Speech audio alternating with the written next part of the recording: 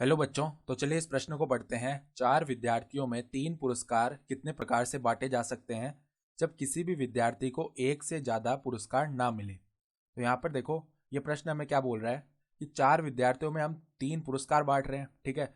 और वो हम कितने प्रकार से बांट सकते हैं। क्या हमारे पास में शर्त है कि किसी भी विद्यार्थी को एक से ज्यादा पुरस्कार ना मिले, ठीक है।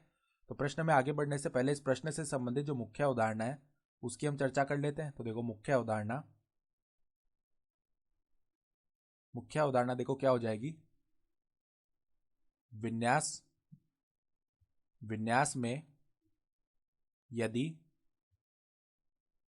और का बोध हो और का बोध हो तो हम क्या करते हैं, गुणा करते हैं। तो गुणा करते हैं, ठीक है। यानी हम विन्यास बना रहे हैं और उसमें और का बोध होता है बीच में, तो हम वहां पर गुणा करते हैं, ठीक है।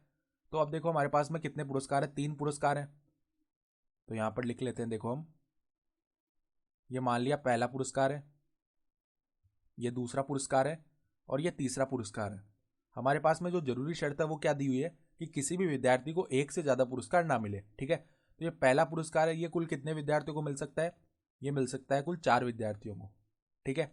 अब पहला पुरस्कार एक विद्यार्थी को मिल चुका है।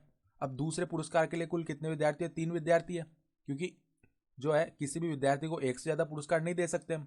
तो दूसरे पुरस्कार के लिए कितने हकदार हैं? 3 हकदार है हमारे पास। तो 3 विद्यार्थी हो गए। अब 3 में से किसी एक को दूसरा पुरस्कार भी मिल गया, ठीक है। अब हमारे पास में कुल कितने विद्यार्थी बचे हैं? 2 ही विद्यार्थी बचे हैं, क्योंकि किसी भी विद्यार्थी को एक ही पुरस्कार मिल सकता है, एक से ज्यादा नहीं मिल सकता। तो तीसरे पुरस्कार के लिए कुल कितने विद्यार्थी है? 2 विद्यार्थी, ठीक है। यानी कि पहले पुरस्कार के लिए कुल 4 विद्यार्थी थे, और फिर दूसरा पुरस्कार कितनों में बटा? 3 विद्यार्थियों में से किसी एक में, ठीक है। फिर जो तीसरा पुरस्कार है उसके लिए कुल कितने विद्यार्थी थे? 2 विद्यार्थी, ठीक है। तो और का बोध हो रहा है, तो यहां पर हम गुणा करेंगे। तो कुल तरीके कितने आ जाएंगे? कुल